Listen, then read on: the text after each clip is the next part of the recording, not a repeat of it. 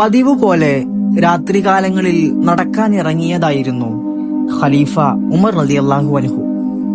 നടത്തത്തിനിടയിൽ ഒരു വൃദ്ധനെ കാണാനിടയായി. ശരീരം ശോഷിച്ച് അവശനായി കിടക്കുന്ന അയാളോട് ഉമർ തങ്ങള് കാര്യങ്ങൾ തിരക്കുന്നുണ്ട്.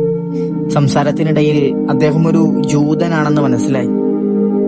ജോലിക്കൊന്നും പോകാൻ കഴിയാത്ത തന്റെ ഭരണപ്രവിശ്യയിൽപ്പെട്ട ആ മനുഷ്യന് എല്ലാ മാസവും ശമ്പളം നൽകാൻ ഉമർ റളിയല്ലാഹു അൻഹു തീരുമാനിക്കുന്നുണ്ട്. മതം നോക്കി മനുഷ്യനെ മാറ്റി നിർത്താനും അടിച്ചമർത്താനും ശ്രമിക്കുന്ന പുതിയ കാലത്തെ ഭരണാധികാരികൾക്ക് മാതൃകയായിരുന്നു ഖലീഫ ഉമർ റളിയല്ലാഹു അൻഹു.